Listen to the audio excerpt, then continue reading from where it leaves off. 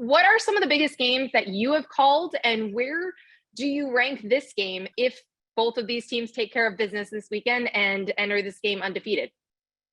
Well, thank you, Nicole. My first exposure to the rivalry came as a kid growing up in Cincinnati, and my mother's an Ohio State graduate. And amongst my parents' best friends were Mr. Robert Dorsey, who played at Ohio State in the late 40s. The first football game I ever attended was at Ohio Stadium, and it was an NFL preseason game between the Bengals and the Browns. But I became aware of it as a young kid, high school and into college, even though going to Xavier, and we didn't have football then, so our focus was on other schools. My first direct involvement came in the 1980s when I worked in Detroit. And I was the play-by-play announcer for one of the 5 stations that did the Michigan games back in the 1980s when Bo Schembechler was coaching. And I worked with former Michigan quarterbacks Dennis Franklin, John Wengler, Rick Leach.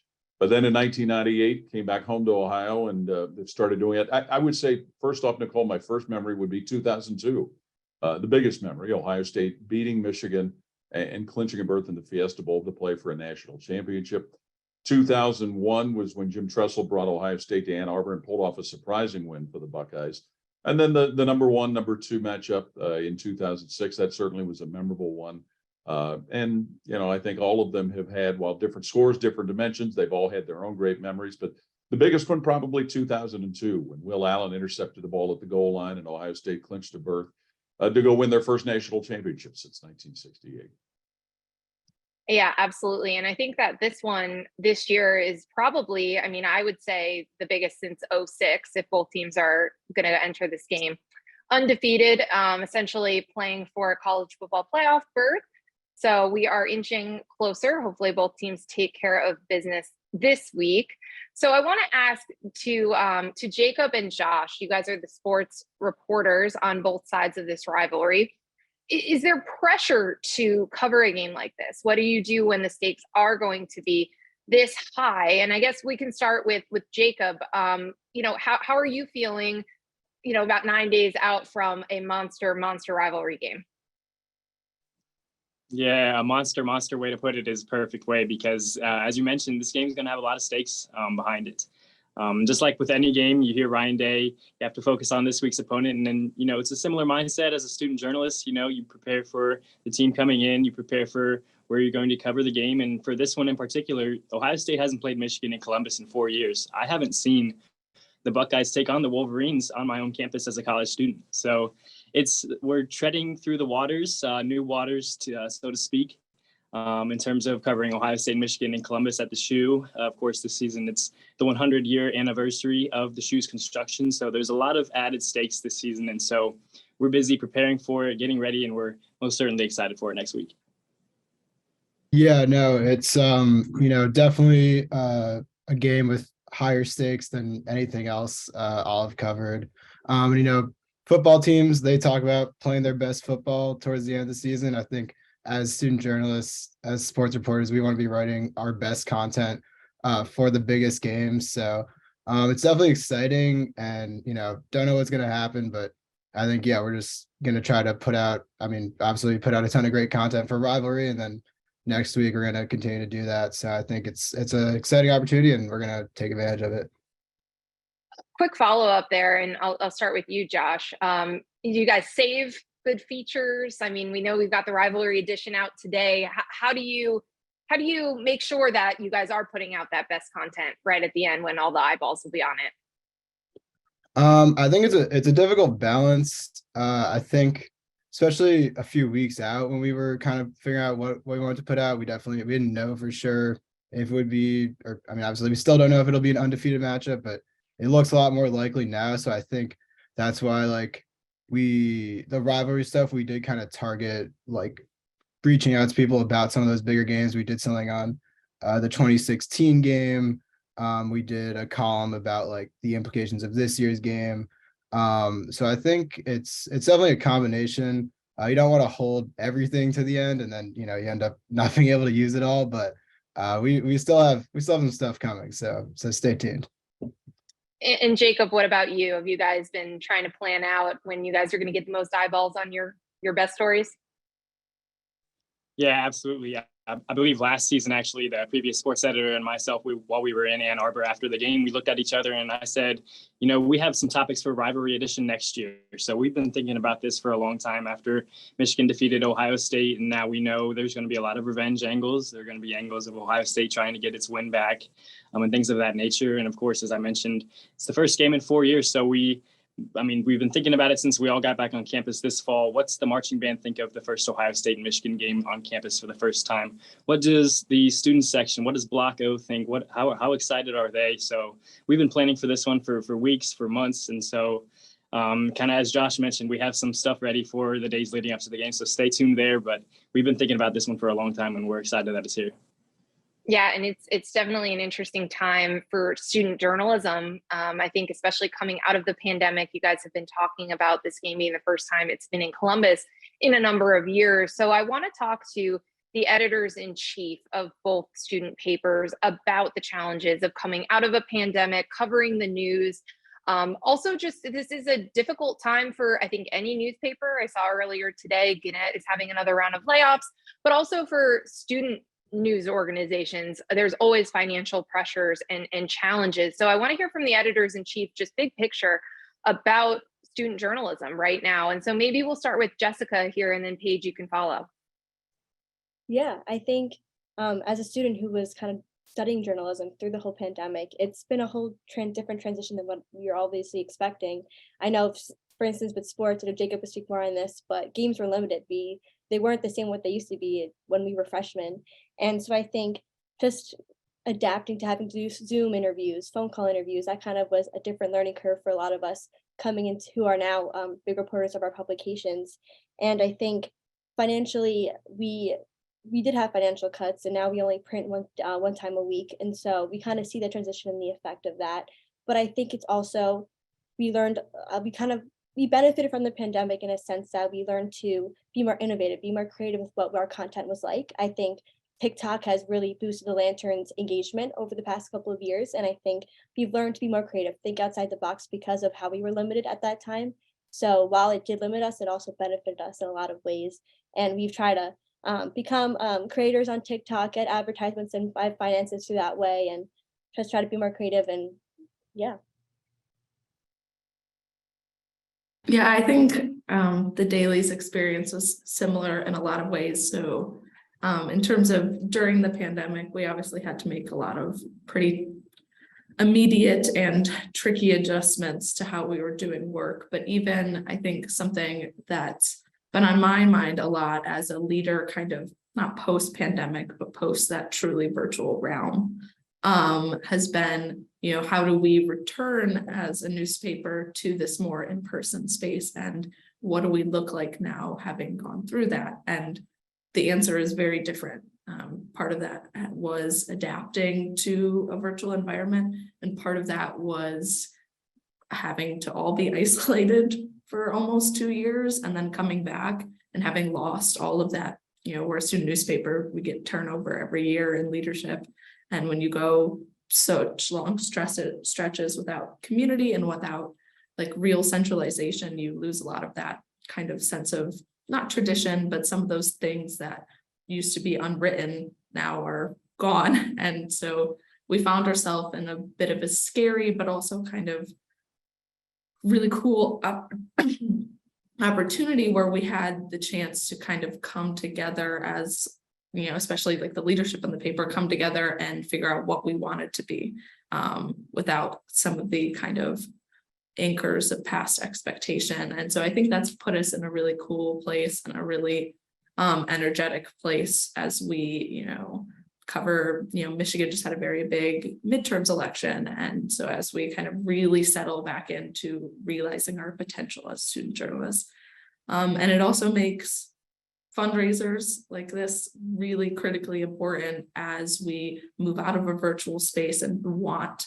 to kind of reclaim some of those things and possibilities we were able to do before, but without print advertising and stuff just haven't made as much sense in a couple of years. So it makes donations just really critical. So So I wanted to ask you a little bit more about that, Paige, because you mentioned the midterms, and obviously I know that a lot of student newspapers take a lot of pride in covering the news and not just what happens on campus.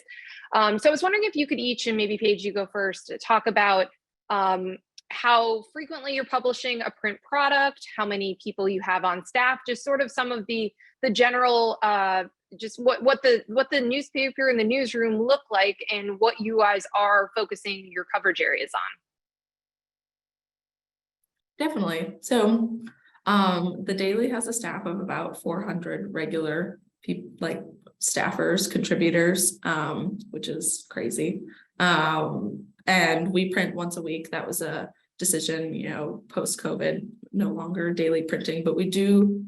With that decision came a decision to transition to a digital first mindset. So we do produce content published on the website or on our various social channels every day. So, and that is content coming from our news section and our sports section, but also some of the 10 plus other sections we have. We have a very robust opinion section, a very talented photo section, amidst a number of other very talented sections who are all contributing on a highly regular basis. Yeah. The Lantern has right now 23 editors, and I believe around or over 40 reporters working for us this semester. We print once a week. Sometimes it goes off between a regular edition for a week or special editions, which I think is really fun for us to do because it creates a theme to our stories. And we also produce digitally online. And we have video packages, fun graphics and design, and from our design team, and we have photographers shooting for us all the time. And I think we try to cover as much as we possibly can for the staff that we have. I think we are very inclusive in as much coverage as we can. And I think we do a really good job in trying to tackle all the topics we can through sports, through our campus desk, through our arts and life desk, and yeah. So Paul, you've been around a lot of different student journalists over the years as the voice of the Buckeyes.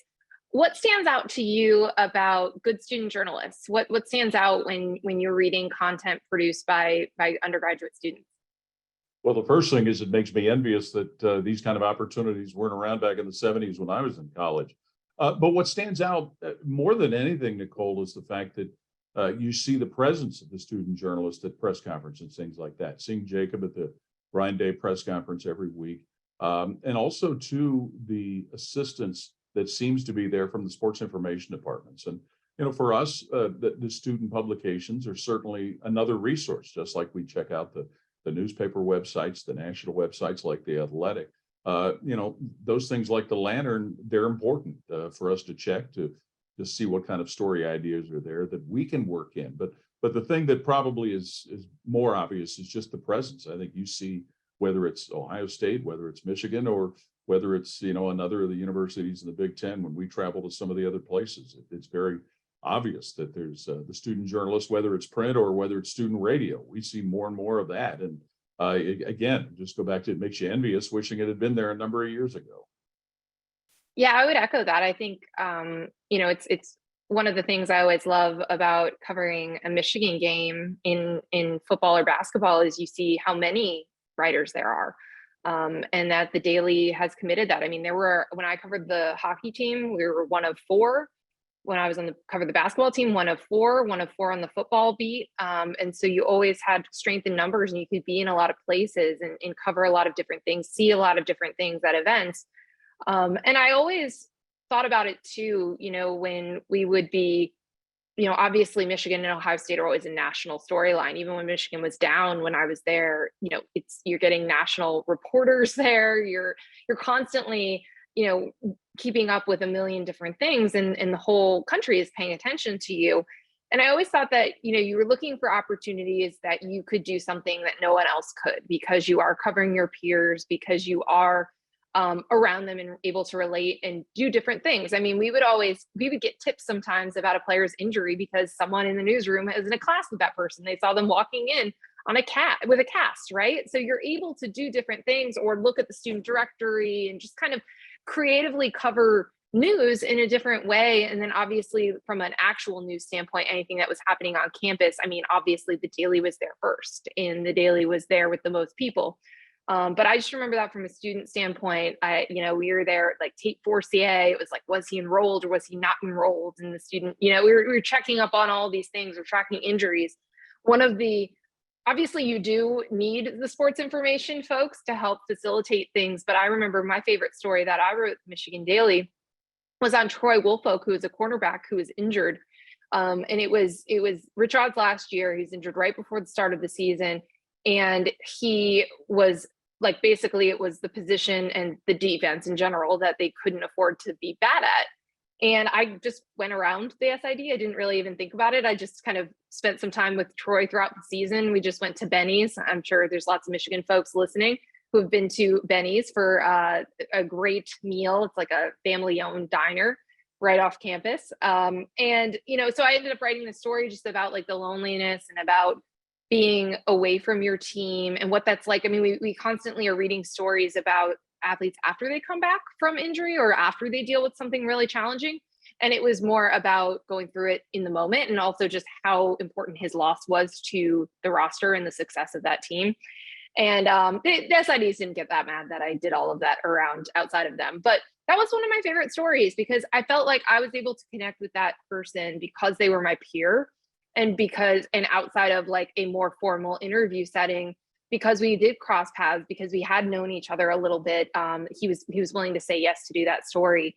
And I know that story helped get me an internship because one of the editors who hired me told me that later on. And so I think there's some really, incredible opportunities to write about your peers and to see them differently than someone who's maybe been on a beat for a really long time and just kind of cycles through the players coming in and out each year.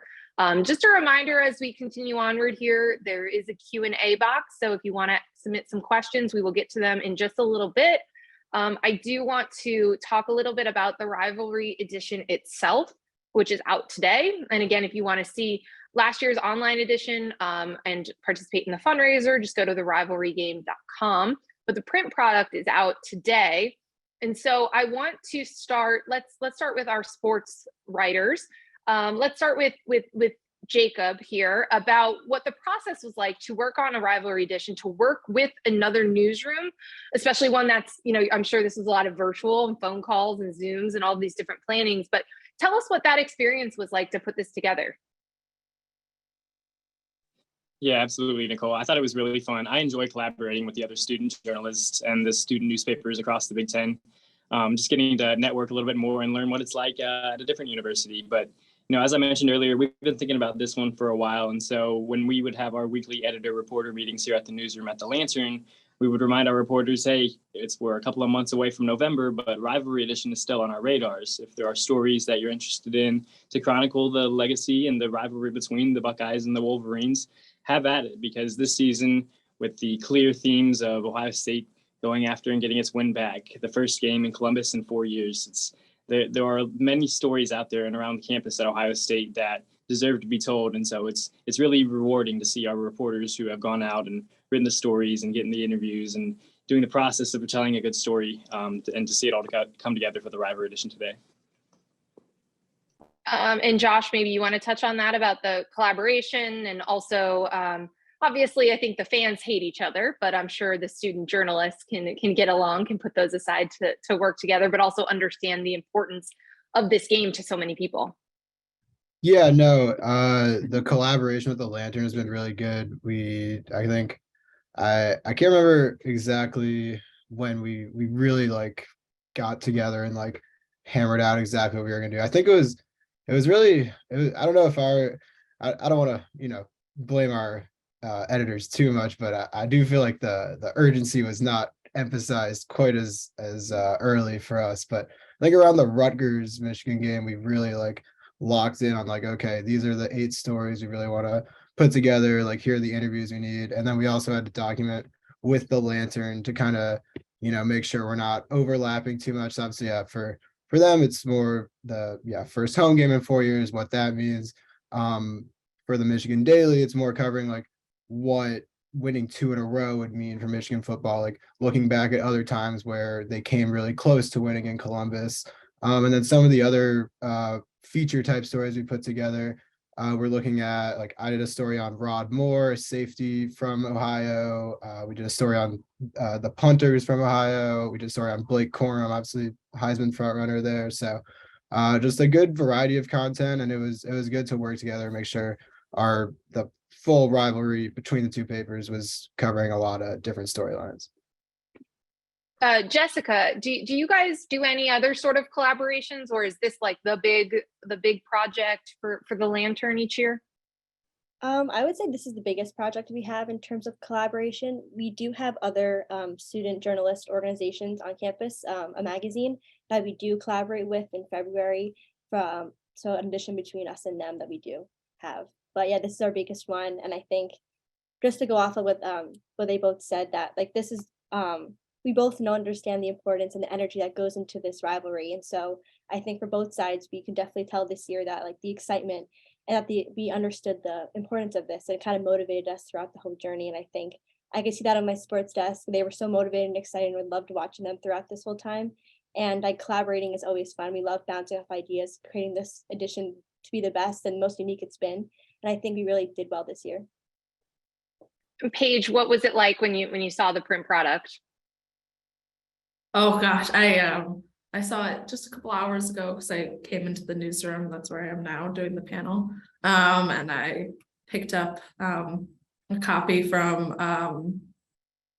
our the manager of student publications, her office, and it was very rewarding to see the product come together, because I think something that isn't maybe as obvious from the outside, and certainly is that this project is more than just the sports writers. I love them, and they contributed such excellent content.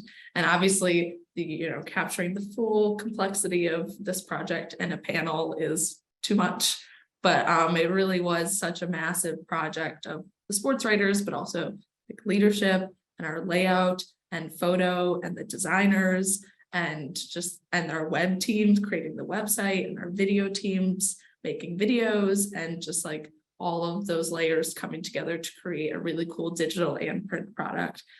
So it was like really rewarding to work with another publication that so obviously feels the same way and the same enthusiasm about creating good content as the way we do, and to kind of see all of that effort and all of that extreme organization and coordination come together in a final, it's here, we did it, was really exciting.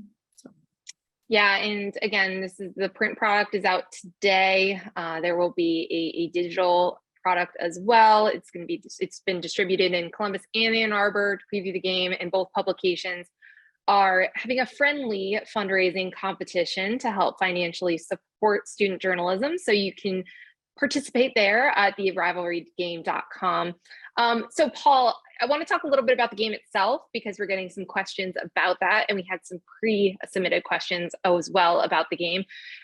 We just heard from the guys, and they were talking about some of the storylines that they were covering, certainly revenge and just the position that Ohio State is in, which is not typically where they are coming into this game off a loss. When you look at this matchup, and I know we're still 9 days out, what are the key storylines to you? Where do you think the game could be decided? Well, probably the biggest thing will be determined after this weekend. If both teams remain undefeated, if Ohio State's able to beat Maryland, excuse me, and if Michigan beats Illinois, then just the whole idea of them coming in undefeated and where they're ranked, that'll probably be the biggest storyline. I think the fact that, as was mentioned before, Michigan hasn't played in Ohio State in 4 years, and many students on campus haven't had a chance to experience the excitement that comes with all of that. Ohio State trying to bounce back into the win column after losing last year. Michigan not having won in Columbus since they had a quarterback by the name of Brady. That'll be a storyline. Also, for Ohio State, there have been some injuries, especially at the running back position. Where's that going to play through this Saturday as well as going into next Saturday? And also one of the biggest ones, really, Nicole, is going to be C.J. Stroud. Will this be a game that will give him a Heisman moment, a chance to really cement himself as not only a finalist, but maybe a Heisman winner We remember Troy Smith had his Heisman moment in the horseshoe against Penn State. Will there be a Heisman moment for CJ Stroud? And, can Michigan string wins back to back in this series? So, and, the other big storyline is going to be playoff implications, because, there's a lot of people that think that potentially the loser of this game, and seeing what might happen in other fronts, could still have a shot at getting into the playoffs. So, those are kind of the ones that we're eyeballing right. Yeah, I would echo all of those for sure. I just got off 3 hours of the radio, and it was a lot of playoff implications, and a lot of people already jumping to this game. Hopefully it is going to be undefeated on undefeated, just because I think that we've been on this collision course all season. It's certainly felt that way. I think one of the more interesting things for me is that coming out of last season, and maybe it was because of the way that Michigan lost the game, is that we're sort of like, okay, well, there's still a major gap, right, between reaching the playoff and winning the Big Ten, and if Ohio State's a little bit down, and winning a national championship because of the way Georgia beat Michigan. And you come into this season, one of the main storylines at Big Ten Media Days was, okay, it's back to being Ohio State's Big Ten. It's Ohio State or bust, and everyone's still chasing the Buckeyes. And I think that Michigan's done a really remarkable job this season of making it clear that last year was not a fluke, that this is not going to be something where, once every 10 years, Michigan's going to be able to go up and contend with Ohio State. I mean, I think the way that they've been built, they've been really consistent. They're really comfortable just kind of running teams over and being really physical and winning the game. And we all saw that in the way that they beat Ohio State last year. So the questions for me a lot over the last few weeks have really been about JJ McCarthy and stretching the field vertically. And really, what, is Michigan going to be able to beat Ohio State without really having that? He doesn't throw the ball deep that much, and he's not nearly as accurate as he is in the shorter and medium passing game. And then Ohio State, Paul, you mentioned the run game, the health of the running backs for sure. And then also, even when they've had one or two of them healthy, they've had some games where they really couldn't run the ball when you want to run the ball with a running back. I'm very curious about that. And obviously the Heisman implications of this game. We talked about that on the radio earlier today too, about, who has potential Heisman moments. And this game is highlighted, circled, it's red underline. I mean, like, everyone is going to be watching this game. It got Aiden Hutchinson to New York last year. And, it's very possible that CJ Stroud or Blake Corum could win the Heisman essentially in this game too. Jacob, I do want to get your thoughts on the run game and just sort of where Ohio State is offensively, because I think Michigan's probably been more consistent throughout the year at what they're good at, but Ohio State, to me, probably has a higher ceiling. Yeah, Nicole, and I think that's a great question, because this week Ryan Day has said that Ohio State is going to need to rely on its running back depth against Maryland, and to see where it stands injury-wise, with Travion Henderson having missed several games in recent weeks, Mayan Williams exiting last week's game there against Indiana. And so Ohio State is really going to want to take a look and see if Dallin Hayden, if Chip Trainum, who has started at linebacker since transferring to Ohio State this past offseason, is now moving over full-time with the running backs. So Ohio State has several options. It's used Emeka Egbuka, Xavier Johnson to stretch the run game. There are some wide receiver options, but Ohio State is really banged up, and not just in the running backs room. And so, I thought Mayan Williams has really ran the ball really well when he's had the ball. He looks really good in short yard situations, but he can surprise a lot of people and break off big runs, big runs in games, and really flip the score around. And of course, Travion Henderson just has home run hitting potential. That's what Ryan Day likes to describe it as. And so Ohio State, I think this week needs to take a look at its general health and then see and assess where it goes heading into the game on November 26th. And Josh, when you look at Michigan, obviously, I think part of what was so cathartic about the way that they won the game last year was the physicality, was the way that they were winning in the trenches. I mean, people are wondering if they have an even better offensive line this year than they did last year, and they won the Joe Moore Award as the best offensive line in the country. How do you see that aspect playing out? Do you think that they can still dominate the game in the trenches and be able to run the ball like they have on pretty much everybody else this year? Yeah, we'll see. I mean, I do believe, like, most of the offensive line, when we've talked to them at media, they've all been willing to say this offensive line is better than last year. They transferred in Olu Oluwatimi from Virginia, who's helped their running game a lot. And then Corum has just Hassan Haskins was a very good, very powerful running back last year, but Blake Corum is just such a dynamic back. He makes people miss in a phone booth. it's pretty crazy to watch. So yeah, they really haven't faced an opponent that stopped them in the run game. The biggest game they played so far was against Penn State, and there was a lot made about Penn State's rushing defense. And then I believe they ran for about 400 yards against Penn State. And you look back at the game against Ohio State last year, there were a lot of concerns about Michigan's passing game. And in the second half, Michigan, I'm pretty sure they only passed the ball 4 times. They just ran the ball over and over, and they never punted. They didn't, and they just that's how they won. So it's kind of this power running attack. It's old school, it's smash mouth football, but it's kind of what Jim Harbaugh has been building to since he got to Michigan. And they're stubborn about it, but they believe that they can win as a run first offense, even in the modern college football game. And I don't think they haven't lost this year. They've lost 2 games the last 2 years, I think, until I mean, Ohio State's defense is improved, but I think Michigan, they believe that it's a formula that can win for them. Paul, one of the questions we got, have to ask, I think it's a great question for someone who is the voice of the Buckeyes. What do you do on game day to prepare your voice? What do you do if you ever have a cold in season? Like, how do you handle, the instrument that is your voice? We're not allowed to get sick, Nicole. That is a good question. Fortunately, not a cigarette smoker, and then gave up cigars years ago. So that's kind of one thing. I'm fortunate not to really have to do anything specific. The one thing that I will do, and learned this years ago with a case of laryngitis from an ENT, you have to rest your voice. You have to just take time to not talk. And, that's something that it's easy to say and it's easy to forget. So more than anything, just rest it. And this is a tricky time of year too, with basketball going on at the same time. We had 3 basketball games last week, 1 last night here in Columbus. So more than anything, rest. That's the biggest thing. So, but there's no secret potion, no magic elixir, no spell or anything like that. It's flattering that people think it's a nice voice. What your own voice sounds like to yourself. To me, it sounds high, screechy, and whiny, but more than anything, just rest. I want to go back a little bit to some of the conversations we were having about the Rivalry Edition, since we just got a question from Jocelyn about that. So I will send this to the editors in chief, and maybe Paige, you want to start on this one. What is the level of interest in this particular publication compared to regular news editions of each paper? And what suggestions would you have us to do, I think that's everyone watching, to help increase readership? Yeah, so I think I will turn to some conversations we were having last night, digging through the back end of our website and looking at some of our recent page views and all the metrics involved in engagement. And so, page views is how many times the website has been viewed. And so on a typical day, the daily gets about 20 to 25,000 views.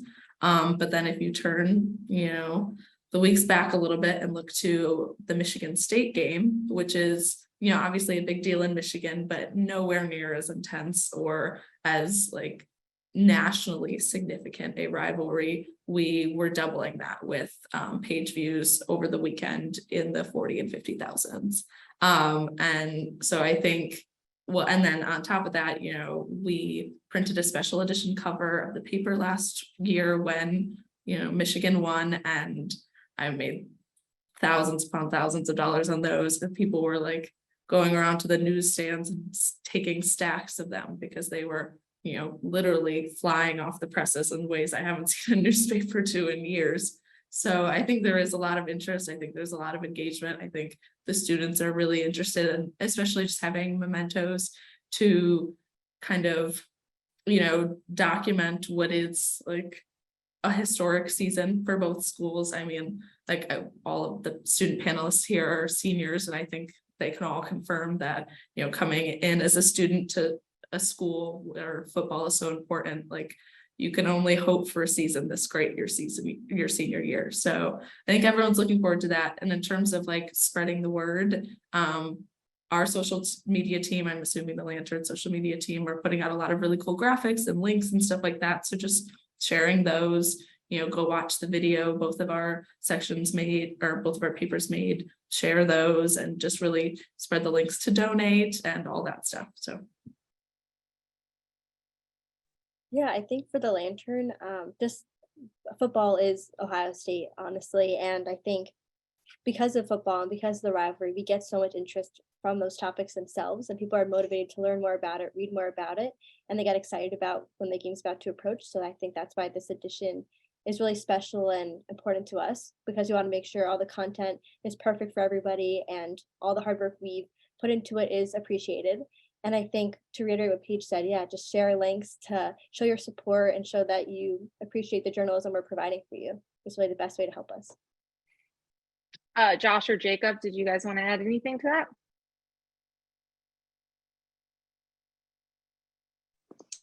I think I'll just say that it's really fun to see it, and we've mentioned it before, it really takes everyone in the newsroom, and it takes their hand in process to make an edition like this come together, whether it's social media, photography, design, you name it, because everyone has a role, and it's important to see an edition like this come together. And as Paige mentioned, to have a season like this all unfold at the same time, it just makes it more sweet to see.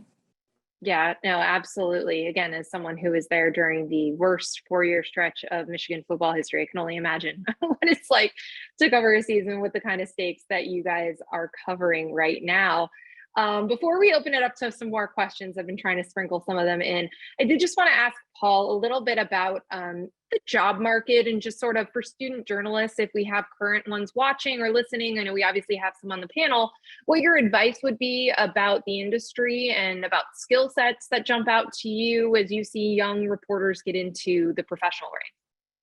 Well, Nicole, I think, and this was something that came up this summer in the event for the National Sports Media Association.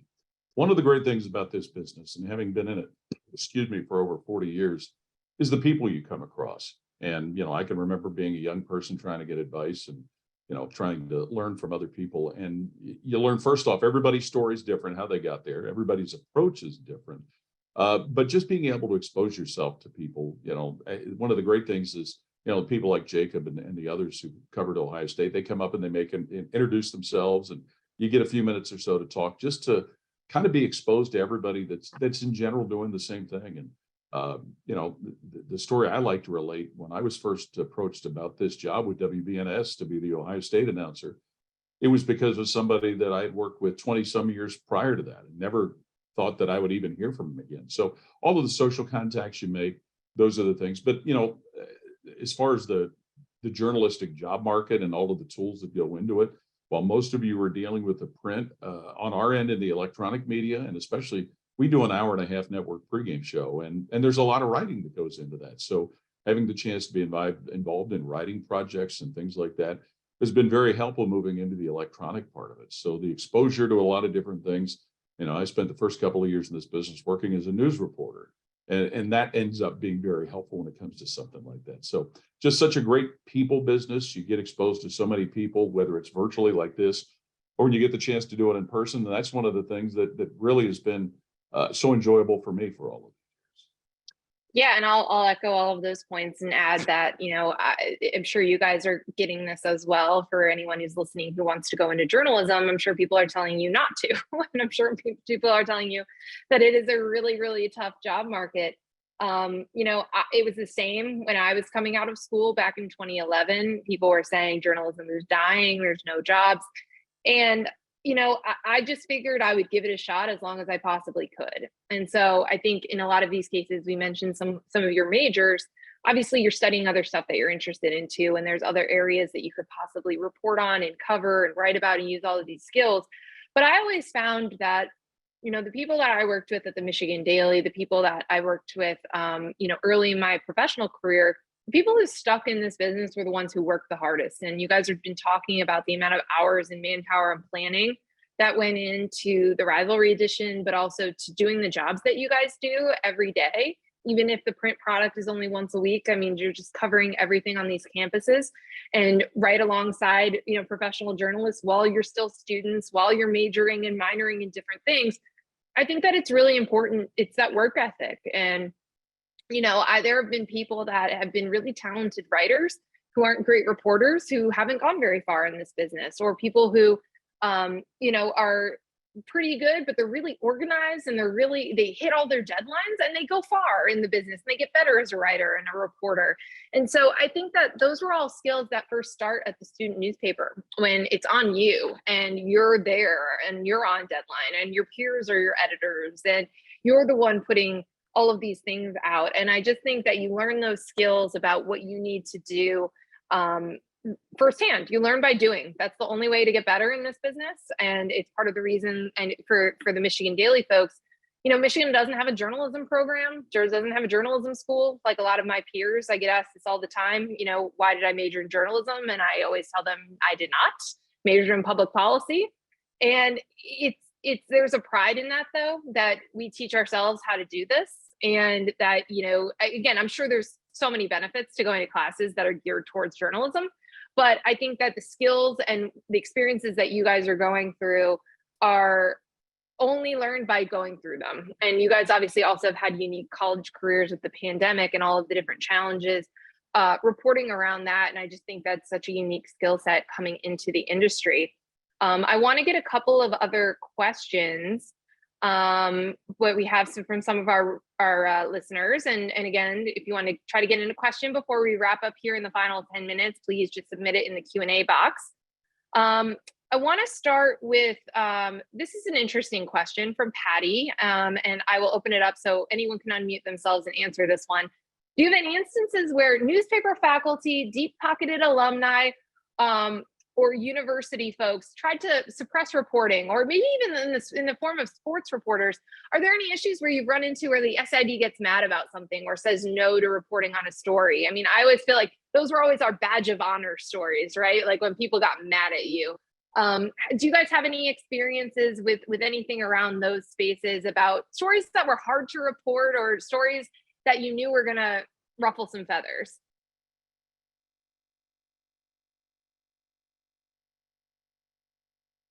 I'm trying to think. It's definitely like, I think the experience covering sports in the pandemic has like kind of changed that a little bit, because I think our access is just a lot more limited since then, with like 2020 covering stuff on Zoom and kind of how they've changed protocols, even coming back to in person. But not exactly football related, but I did when I was covering the hockey beat in during the COVID year. I wanted to do a feature on the equipment manager of the hockey team, and like sort of what he was doing during the pandemic to like navigate the protocols and stuff.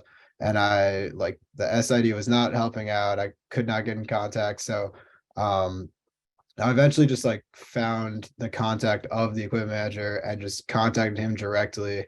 And then he like reached back out and was like, yeah, like you can like come down to Yost, the ice arena, and like come to an in-person interview.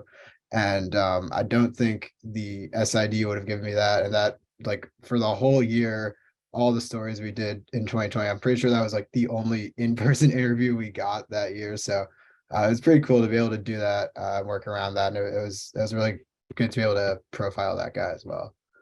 Yeah, like I said, I think we always had a little bit, there were some times when I was a football beat writer where one of our beat writers watched a game with someone's family who obviously said that was totally fine. And the SID just got annoyed afterwards. And it was a great story, right? And it's like, these are the stories that you're going to tell just because the athletic department didn't want you to do that. Or sometimes when you're calling parents or, reaching out to people and doing our job. And I actually thought that was a really helpful experience to go through as a student journalist when you are ruffling feathers, or at least not just doing what the PR people ask you to do. I have a couple questions that are essentially related to the same thing. So Evan is asking about the 12-team college football playoff, which is coming at 2026 at the latest, and hopefully as early as 2024. Ohio State and Michigan will probably have a great chance to make it every year because 2 losses will probably make it.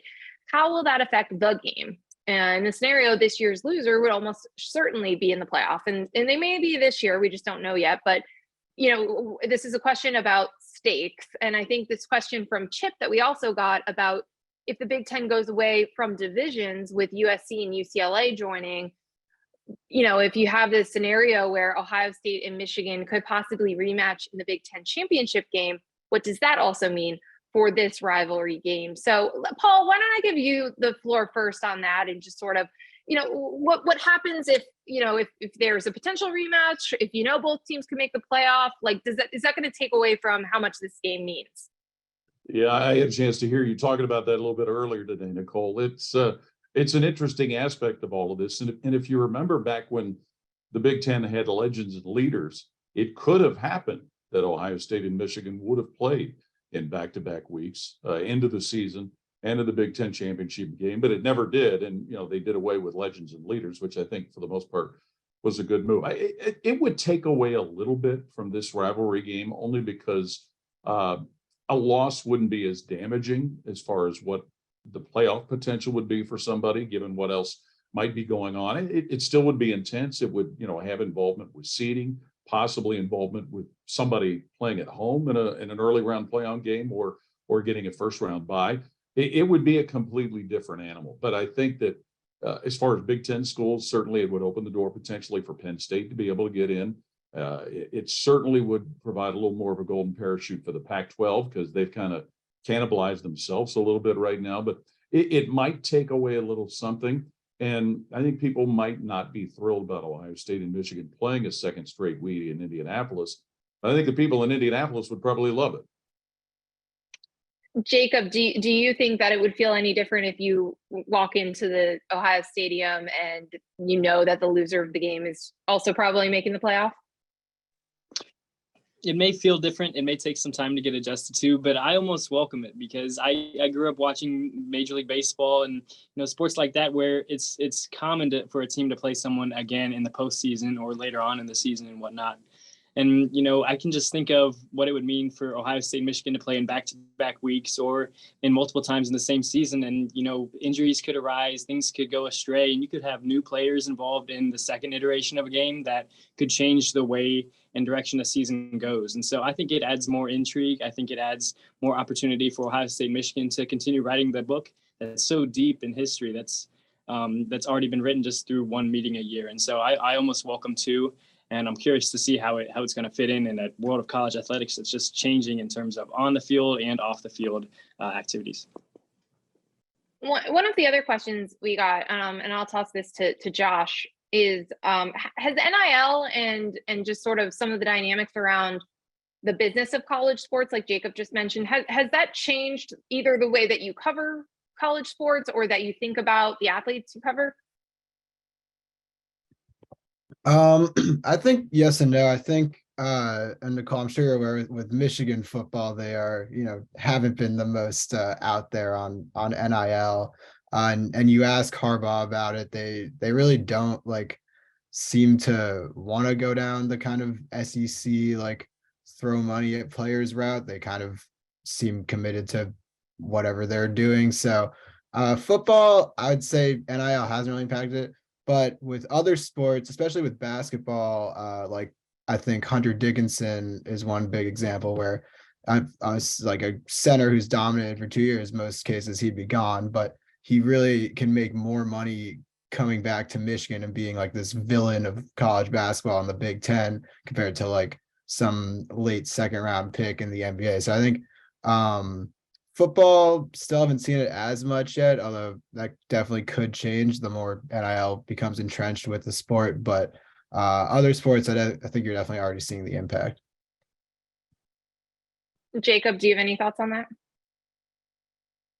Yeah, I think it's a really fun and interesting topic to consider, because it's almost changed my entire way of viewing college athletics, because now you have your subjects who suddenly, and maybe not so suddenly or overnight, but now they're 6 figures richer in their pocket, and you're talking to them and you're supposed to treat them the same way as they were before NIL was. And so we hear how Ryan Day and Ohio State can mention how NIL creates hard feelings among recruits, and Ohio State had a recruit who decommitted last night. And so it's something that it seems to be evolving each day. I see it becoming almost like a 2-league pro model. Again, Major League Baseball, where there are 2 big leagues and the winner of each meet in the World Series or in the national championship at the end of the year. And so it's a lot really fast. And I think a lot more is coming really quickly in the future.